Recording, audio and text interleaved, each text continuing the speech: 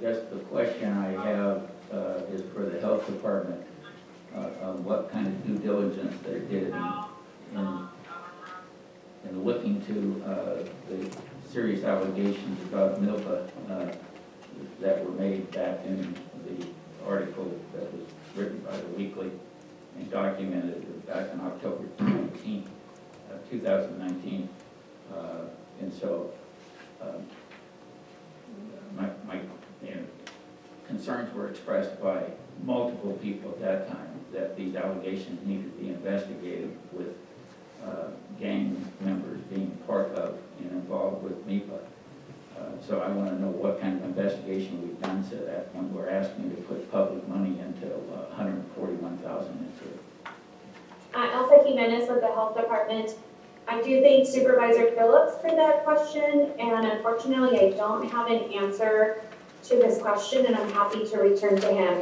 What I can say is that our county was a successful recipient of not only the first cohort, but also the second cohort for Prop 47 dollars, and we are currently in the process of applying to be part of a third cohort, which would continue to bring money into our community to be able to appropriately work with individuals involved with Prop 47 and making sure that they're able to reintegrate into our community. The partners that we have engaged as part of Prop 47 have continued to show progress in reaching outcomes established in their various scopes of work.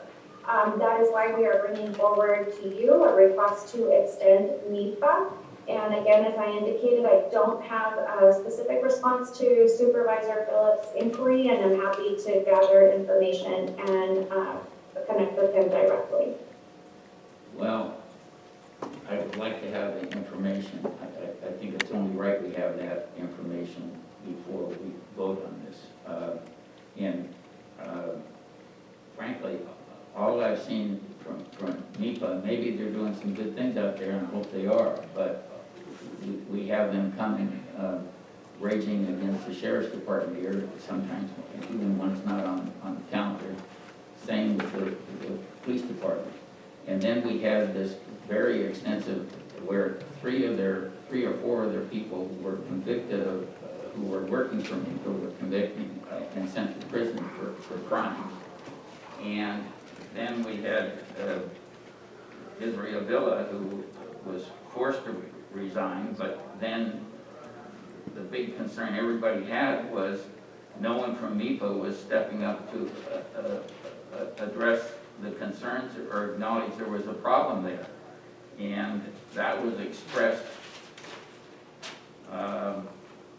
concerns were expressed by Kelly McMillan, the former police chief, Adela Freeze, the existing chief at that time, the district attorney, Paccioni expressed concerns about it. Community Foundation expressed concerns. Luis Alejo, our colleague here, the county has to review whether the future funding will continue.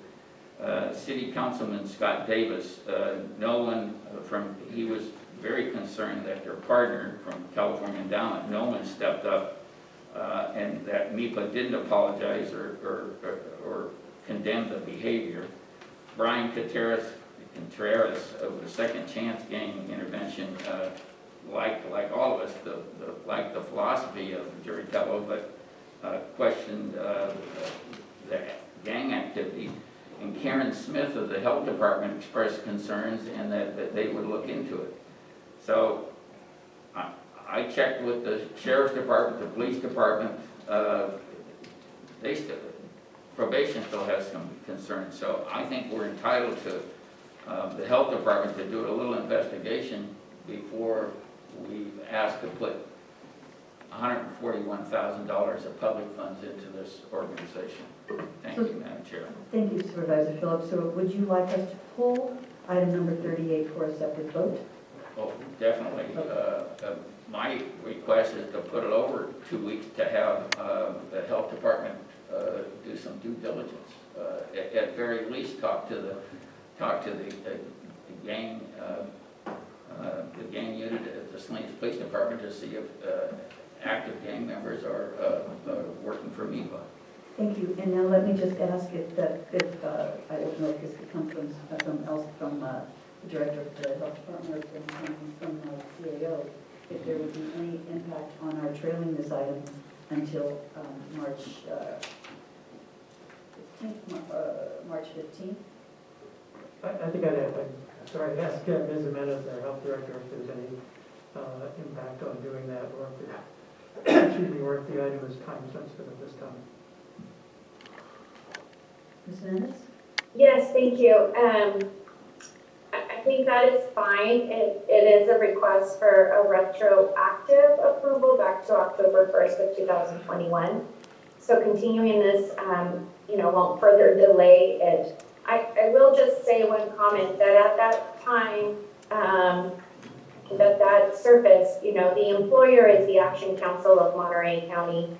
And I believe that they, as the employer, did do their due diligence with respect to investigating some of that and took appropriate actions.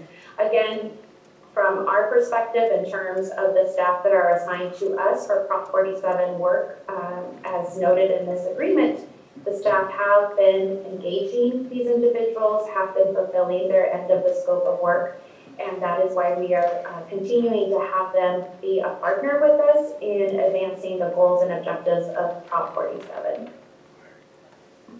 Thank you, Ms. Jimenez. Supervisor Lejo, your hand is up, and I was just wondering if I could go to you, and then we will also take your the other three items that you wanted to comment on. Yeah, on this particular item, I said, I would first say, the acts of a few individuals should not be forever disparaging a particular organization that is doing good work.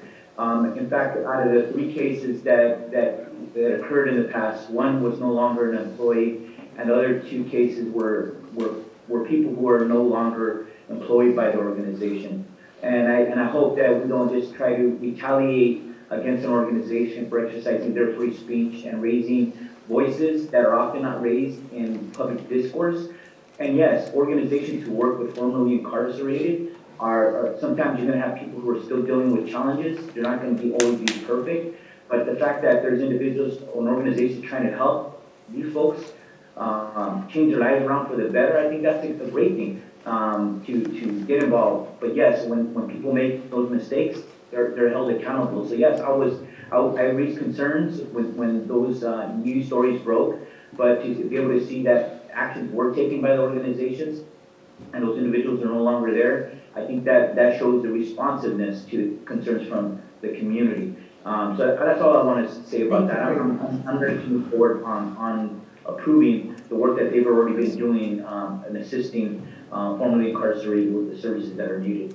So now we're going to have a vote to see whether we would like to have item 38 pulled and set to return to us on March 15th or thereabouts for an additional information and then a vote. Madam Chair, I guess I would ask, is there a motion to do that, or is there a motion to approve as is?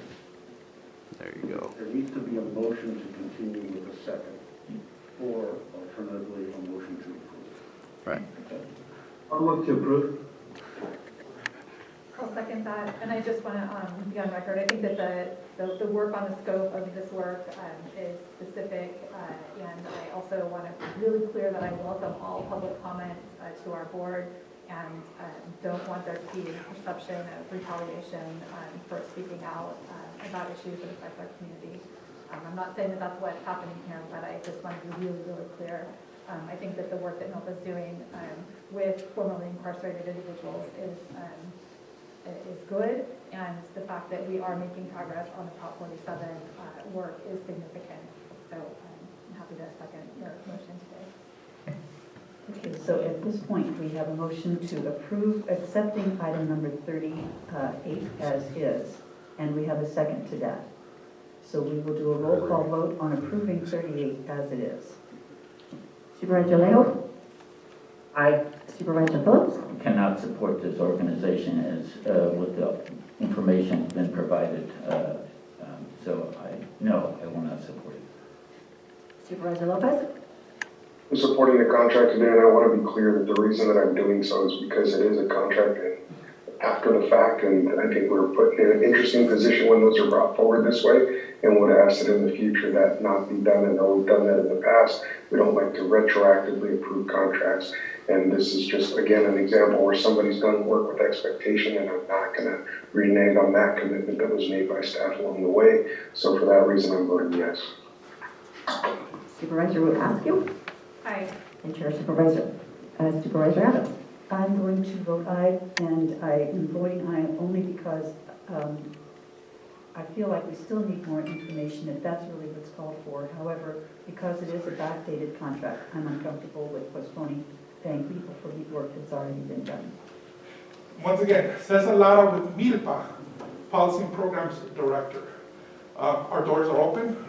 Welcome anybody to have a dialogue.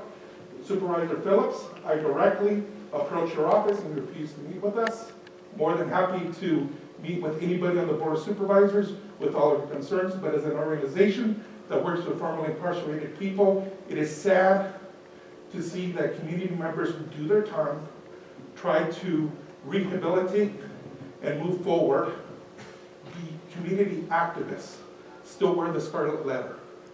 It's a disgrace to this board, and I really want to thank the majority that voted this contract forward. And once again, our door is open to have dialogue with whoever.